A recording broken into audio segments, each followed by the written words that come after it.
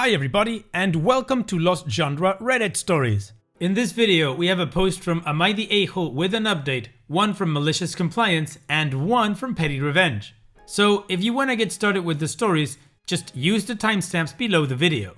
Now I'd like to give a quick shout out to everyone that supports me. Thank you so much, it really means a lot to me. And now let's get started with the story. This post is from the subreddit Am I the A-hole, and it's by user UnlikelyRub863.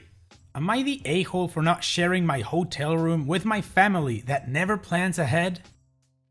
My family has a wedding coming up next month. Knowing I would be in the wedding, I went to book my hotel room as soon as I knew the date, about 6 months ago. I was shocked to see that all the nicer hotels in the area were going for $600 per night, which is too much, especially since I'm in the wedding and will stay multiple nights. I ended up just getting a room at an okay hotel near the venue, and for just $10 more a night, at $150, I got an upgraded corner room. Single room, but larger with a pull-out couch. I told my family about the hotel situation and told them to book it now, especially since they wouldn't be charged until check-in and could cancel up until the day before check-in. At the time, they made fun of me for staying at such a budget hotel, basically saying they wouldn't be caught dead in a place like that, and if it's their first hotel stay since COVID, they want to stay somewhere nicer. A few months go by, and the bride messages me to make sure I booked a room because the hotel prices are ticking up. $800 for the nice hotels and $200 for the budget one. I tell her I'm good and remind my family to book as soon as possible. Well, here we are, a month before the wedding, and they didn't book a room. They thought the prices would come down as the date got closer. Now the budget hotel is fully booked, and the only hotels within 30 minutes are $1,000 per night. They now want to stay in my room with my husband and I. It would be my parents, sister, brother, and his girlfriend. They want to bring an air mattress. I mean, technically we could fit, but I just feel like they never planned ahead and I am always going out of my way to solve their problems. Plus, my husband and I haven't taken any time off since our wedding in 2019. And since we are saving for a house, I don't see us doing another trip anytime soon. I told my family this, but they think I'm too good for them. I just want to spend some quality time with my husband, and their lack of planning shouldn't derail my weekend. Am I the a-hole? OP, no, you are absolutely not the a-hole. They're being ridiculous. What do they mean that you think you're too good for them just because you said that you don't want them to spend the night with you because they decided not to plan, but you did? Here's the thing, OP, you are not responsible for your parents. You're not responsible for their poor planning. If they didn't want to spend $1,000 a night to go to this wedding, then they should look for other accommodations or they should have planned for it. I'm sorry, but this is not on you. And also, weren't they too good for the hotel that you're staying in and now they want to sleep in an air mattress in your room?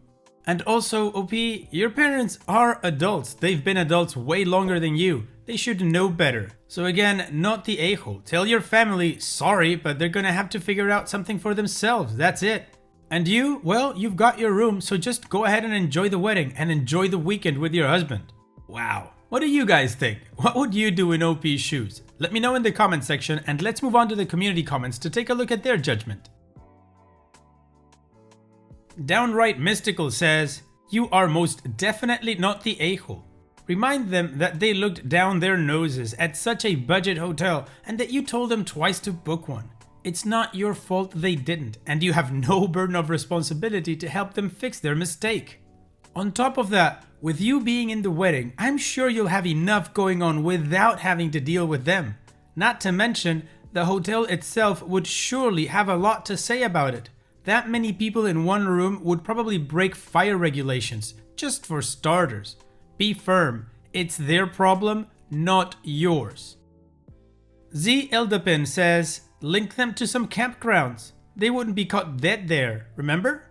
When you check in, or beforehand, let them know that there are people stalking you and you need to have a different name on the reservation. I have done that for people to protect their privacy, and we log it at the front desk. Then, the family can't find you to crash your room, which you know they will do. Gapeach2333 says, not the a-hole. You're not even really allowed to have that many people in a hotel room. That sounds absolutely ridiculous. If they all want to share a room, they can share the cost of an expensive one. I hope you and your husband have a wonderful time. Yeah, this one was pretty simple. Everybody's on OP's side here saying that OP is not the a-hole and that the family's being ridiculous. There was one other comment that was a response to a comment that I didn't read that had a fantastic phrase, and the phrase is the following. Lack of planning on your part does not constitute an emergency on mine. That is such a true and awesome phrase. I loved it. Anyways, there is an update from OP, so let's go check it out to see what she did. First off, thank you everyone for reassuring me and helping me grow a spine and say no. While your responses were coming in, I was frantically compiling hotel options based on distance. My husband just asked me what's the worst that would happen if I didn't go out of my way to solve my family's problem. It just clicked for me. They would figure something out and this doesn't have to be my problem.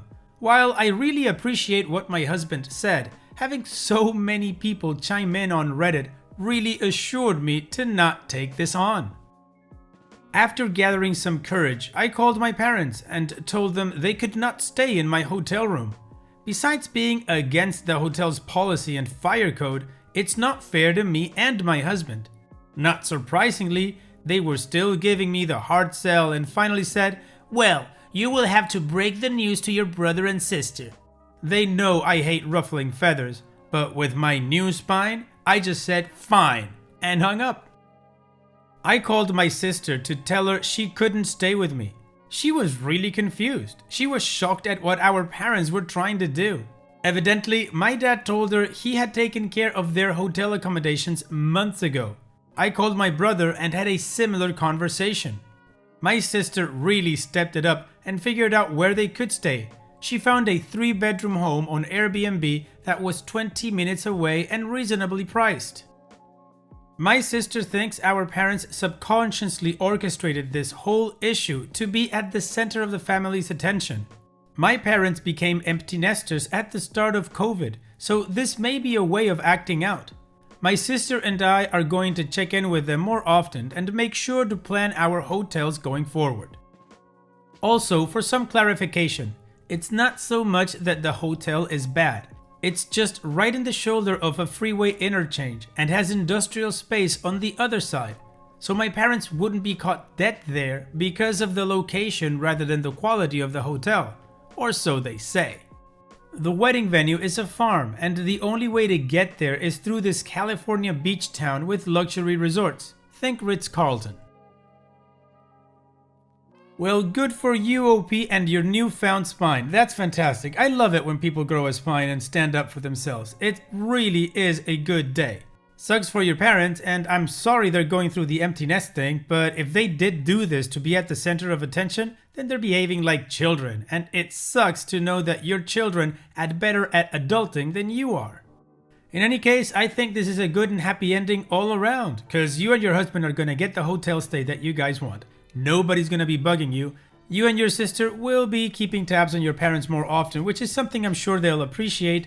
And now you have a spine, which is the best news of all. Awesome, OP. Congratulations. So now we move on to the next post. This post is from the subreddit Malicious Compliance, and it's by user Maschinenpflege. You want that invoice paid? So, for starters, I live in a small village where pretty much everyone knows who's who. I like it a lot. It gives me a sense of security that I feel is underrated in today's society. Friends and neighbors help each other with moving, remodeling, etc. My mother-in-law wanted to have her driveway redone. Being the good son that I am, I ordered supplies and got some friends and family members to come and help out on a Saturday, after which there would be some nice cold beers. This is before Corona, obviously. One of my friends, let's call him John, is more of an outlier and doesn't get around too much. He's a bit timid, but otherwise a very nice guy. I thought it would be a nice idea to include John in the working party, so he would get to know some more folks from the village. With the work done and the driveway finished, we thanked everyone that helped for the much appreciated effort. Not too soon afterward, I received a letter. It was an invoice from John for the hours he worked, multiplied by a not too shabby hourly rate. To say I was dumbfounded would be an understatement. It is well known that this kind of work is for free. You scratch my back, I scratch yours. Or so I thought. I come by John's a few days later to ask him what the invoice is all about. He says it's no big deal and that he has done it before. He can't be expected to give up his Saturday to work on somebody else's driveway. He says he thinks this is fair and that he wants to be open about it. I soon understand that John isn't going to change his mind and I don't want to get into an argument with him. I pay John myself because I am rather embarrassed to tell my mother-in-law. A few weeks later, we are at a get-together where John happens to be too. A friend who had also helped says he is thinking of redoing his driveway as well and asks what the costs were. My mother-in-law sums up the different supplies and their costs, as well as the beers, of course. John is within hearing distance and I see him glance over. Now is my time. I raise my voice a little and I say, "Aren't you forgetting the labor costs?" She looks at me surprised and I added, "Yeah, John's invoice for X amount, that racks up the bill." An uncomfortable silence descends upon the party as people frown and look at me and John, whose stature shrivels under the weight of those looks. Suffice to say, John had some explaining to do, but he didn't look so sure anymore. He wanted to be open about it, right? Under the circumstances, I must say the invoice was money well spent. Although I lost a friend that day. OP's edit. A. In the end though, it's all a big misunderstanding which I tried to clear out by speaking to John about it, at which point I explained the point of scratching each other's back to him, especially in a town like ours. But then he persevered and doubled down and I decided to act in the manner I described. B. John was not new to town, just new to my group of friends and family. C. John is not a contractor, but he has useful do-it-yourself experience. Well, OP, you were honest and upfront. Sad that you lost a friend about it, but John sounds like a bit of an ass. I totally understand this was a community thing, and if he wanted to get paid, he should have cleared that up from the beginning, or maybe you should have said also that it was a community thing and nobody was going to get paid for it.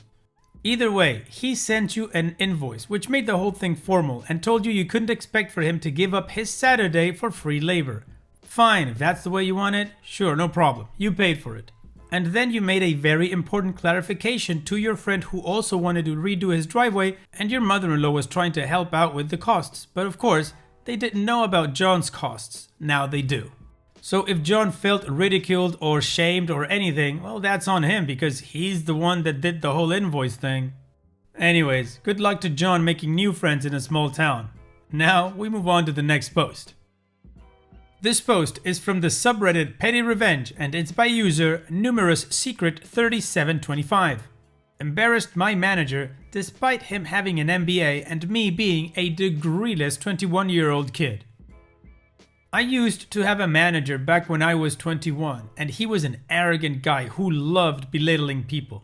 He used to enjoy making sexist and xenophobic jokes. This was back in the late 90s. Anyway, I worked in sales and it was just me and another guy.